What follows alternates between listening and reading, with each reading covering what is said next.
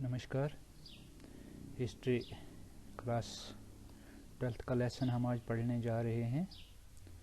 तो नाम Jagdish Kumar, qualification MA. BEd, designation lecture in history, school H.S.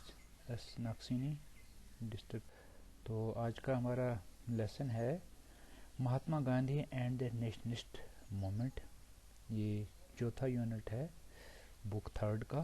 Themes in Indian history part का नाम है और इसका ये यूनिट चौथे यूनिट का पहला क्वेश्चन है Mahatma Gandhi and nationalist movement, इस यूनिट का नाम है। तो क्वेश्चन है हमारा, how did Mahatma Gandhi seek to identity with the common people.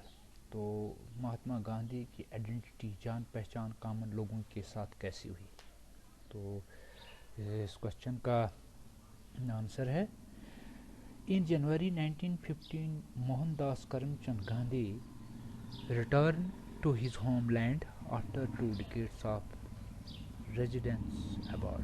तो जनवरी 1915 मोहनदास करमचंद गांधी अपने घर वापस आए 1915 में अफ्रीका से, आफ्टर 2 decades 2 दशक के बाद, of residence abroad.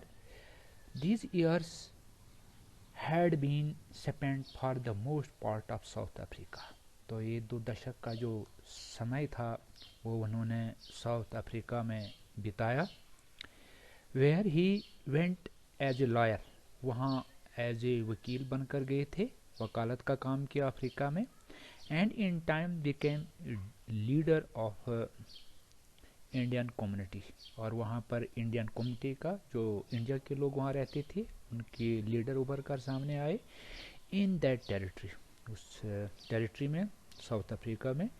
It was in South Africa that Mahatma Gandhi first forward the destructive techniques of non violent protest known as satyagraha. तो महात्मा गांधी ने वहाँ साउथ अफ्रीका में एज ए लॉयर काम किया।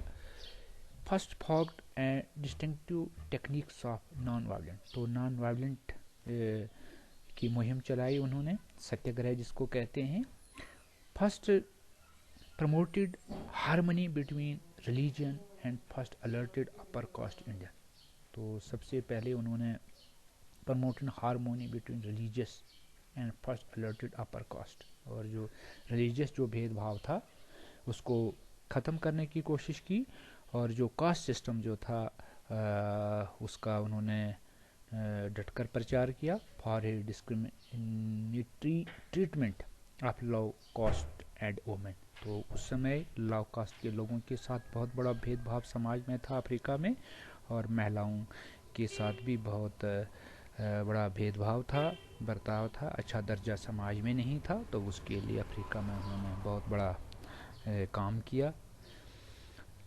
When Mahatma Gandhi came back in India in 1915, Mahatma Gandhi जब 1915 में हिंदुस्तान आए Africa से, was rather different from one that he had left in 1893।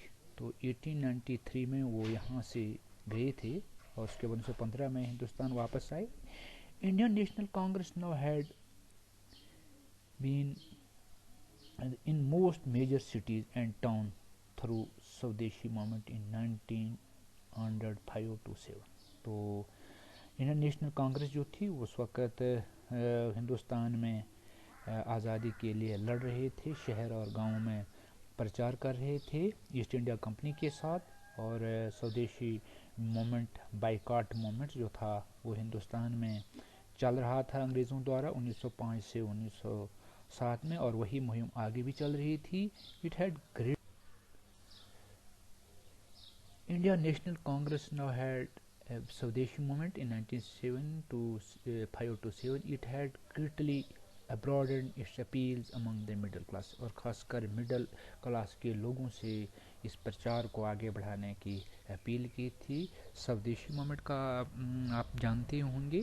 स्वदेशी का प्रचार इंडियन नेशनल कांग्रेस इसलिए किया था कि ईस्ट इंडिया कंपनी अपने देश का माल सारा सामान वहाँ से लाकर बेच रही थी और वो सुपीरियर भी था। तो इंडियन नेशनल कांग्रेस ने अपनी ही भारत की बनी हुई कंपनियों की चीज़ों को इस्तेमाल करने का प्रचार किया था और उनका माल का बाइकआउट किया था, जिसको स्वदेशी नाम दिया गया, स्वदेशी movement. Mahatma Gandhi was to spend much of 1917 in Champaran seeking obtain for the peasants security of tenure as well as the freedom of the cultivate and crops of their choice। तो जब east India company यहाँ पर थी तो वो ज़मींदारों को pressurise करके वही फसल उनसे पैदा करवाते थे ज़बरदस्ती, जो इंग्लैंड में उनको बेचकर बहुत सारा पैसा मिलता था। तो उनको प्रेशराइज भी किया जाता था। महात्मा गांधी जैसे ही चंपारण में गए तो उन्होंने पिजन्स के खिलाफ लड़ा और उनको कहा कि जो आपको पूरी आज़ादी है, आप जो चाहे वही क्रॉप अपने मर्जी से अपने खेतों में बो सकते हैं, बीज बो सकते हैं, निकाल सकते हैं। यही प्रचार किया और अंग्रेज़ों के प्रेशर को ख़त्म किया। इसी किस्म का प्रचार महात्मा गांधी ने चंपारण में अपने पीजेंट्स के साथ मिलकर ये काम किया, उनकी सपोर्ट की और उनको आज़ादी दी कि आप अपनी फसल अपनी मर्जी से, आप मालिक हैं अपने खेत के, आप कोई भी फसल वहाँ पर उगा सकते हैं। अगला पॉइंट है the following years 1918 Gandhi ji was involved into campaign in his home state of Gujarat। First he intervened in a labor dispute in Ahmedabad। तो लेबर डिस्प्यूट महात्मा गांधी ने 1918 में अपने ही स्टेट गुजरात के, क्योंकि गांधी जी गुजरात के रहने वाले हैं, और वहाँ उन्होंने लेबर के बारे में, उनके हक के बारे में जो डिस्प्यूट था अहमदाबाद में, उसमें इंटरफेयर किया और उसको हल करने की कोशिश की। Demanding better working condition for the textile mills में जो लोग, जो लेबर काम कर रहे थे, उनको अपने काम का पूरा तनख्वाह नहीं मिलती थी, पैसा नहीं मिलता था। तो उसके लिए उन्होंने भी वहाँ पर बहुत जदोजहद की, लेबर जो वर्कर थे उनको पूरा हक दिलाया। Then he joined peasants in Kheda in the state for remission of taxes following the failure in their harvest। और उसके बाद उन्होंने पीजेंट्स का भी साथ दिया, जो वो कॉटन वगैरह पैदा करते थे, जो बेचते थे, तो जो उनको पूरा उसका दाम नहीं मिलता था, तो उसके लिए भी उन्होंने फाइट किया, लड़ाई लड़ी और उनको पूरी प्राइस उनको दिलाई। अगला पॉइंट है now the recommendation of A committee chaired by Sir Sidney Raw। These tough measures were continued in। तो उसके बाद रिकमेंडेशन ऑफ कमेटी, तो ये एक कमेटी बनी थी ईस्ट इंडिया कंपनी की, सर सिडनी रॉ की। The tough measure were continued in. तो जो टफ मेजर्स थे, जो उनके रूल थे, उन्होंने वही बरकरार रखे। In response Gandhi ji called for a country wide campaign against the Rowlatt act. तो गांधी जी ने वो जो रिवॉल्ट एक्ट है अंग्रेजों ने यहाँ पर लागू किया था, तो उसके खिलाफ उन्होंने एक बहुत बड़ी कंपेन चलाई इंडिया में। In town across as shops shut down and schools close in response to the bandh call. तो गांधी जी ने ये रिवॉल्ट एक्ट के खिलाफ मुहिम चलाकर, कंपेन चलाकर लोगों ने ये अनाउंस किया कि वो अपनी दुकानें, स्कूल, कारोबारी और कारखाने कॉल के लिए उन्होंने कई बार बंद कराए, ताकि ईस्ट इंडिया कंपनी पर प्रेशर पड़े और इस रिवॉल्ट एक्ट को ख़त्म कर दे। इसके लिए भी गांधी जी ने बहुत बड़ा काम किया इंडिया में। इन अप्रैल 1919 when British brigadier ordered his troops to open fire in a national meeting, then 400 people were killed in what is known as Jallianwala Bagh massacre. तो उसी वक्त अमृतसर में बैसाखी के ही दिन 1919 में एक बहुत बड़ी इंडियन नेशनल कांग्रेस की मीटिंग जलनेवाला बाग में हो रही थी, और एक ब्रिगेडियर ने वहाँ पर आकर निहत्थे लोगों पर अंधाधुंध गोलियां बरसाकर हज़ारों लोगों को मौत की घाट उतार दिया, जो कि it was a Rowlatt satyagraha that made Gandhi ji a truly nationalist leader. तो गांधी जी ने उसकी भी बहुत बड़ी मुखालफत की। जलियांवाला बाग का जो कांड हुआ, इसका बहुत बड़ा विद्रोह किया। उसके खिलाफ पूरे हिंदुस्तान में हर शहर और गाँव में उन्होंने विद्रोह शुरू कर दिया। और रिवॉल्ट एक्ट जो था उसके खिलाफ भी उन्होंने जो सत्याग्रह किया था, और उस रिवॉल्ट एक्ट के सत्याग्रह के कारण गांधी जी हिंदुस्तान में एक बहुत बड़े लीडर बनकर आम लोगों में उभरे। हर एक के ज़बान में गांधी जी का नाम था, क्योंकि वो हर वक्त लोगों के हक के लिए अंग्रेज़ों के साथ, ईस्ट इंडिया कंपनी के साथ लड़ रहे थे। Gandhi ji called for a campaign of non corporation.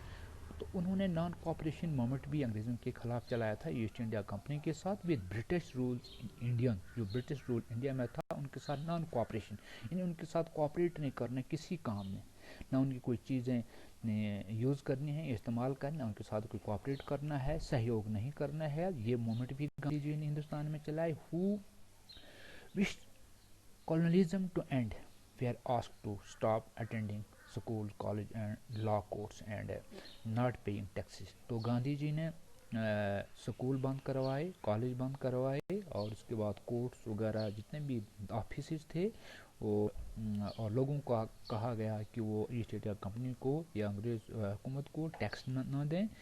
इन्होंने बहुत बड़ी एक मुहिम चलाई। इस कॉलोनियलिज्म को, ईस्ट इंडिया कंपनी का राइज जो हिंदुस्तान में चल रहा था, जो बढ़ रहा था, उसको ख़त्म करने के लिए गांधी जी ने बहुत बड़ा काम किया। In some they were asked to what known as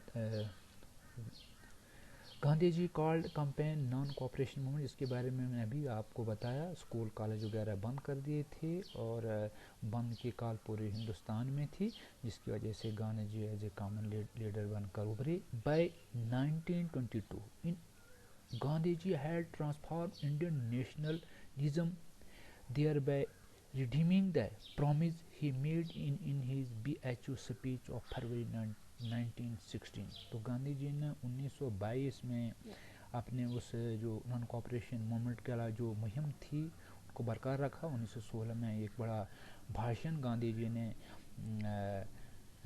दिया था। Now hundred of thousands peasants, workers, artisans also participated in it। इन्होंने 1916 में जो भाषण दिया था उसमें हज़ारों लोग आए थे, भाग लिया था। मैंने अपने इनरेटेड Gandhi ji referring to him as their Mahatma. तो लोगों ने गांधी जी को महात्मा के नाम से पुकारना शुरू कर दिया। Gandhi ji appeared to the Indian peasants as a server who would rescue them from high taxes. Gandhi ji ने पेजेंट्स पर, ज़मींदारों पर जो बहुत भारी टैक्स ईस्ट इंडिया कंपनी ने लगाए थे उसकी ख़त्म करने के लिए भी जदोजहद की और ख़त्म करवाया। And oppressive official and restore dignity and autonomy to their lives. Gandhi ji appealed among the poor and peasants in particular was enhanced by his ascetics lifestyle and by shield use of symbols such as dhoti and चरखा। तो गांधी जी ने लोगों को संदेश दिया कि वो चरखा इस्तेमाल करें, धोती वगैरह का इस्तेमाल करें। इस किस्म का प्रचार गांधी जी ने साथ किया था। तो इसी के साथ हमारा ये 4th यूनिट का पहला क्वेश्चन यहीं पर समाप्त होता है। नमस्कार।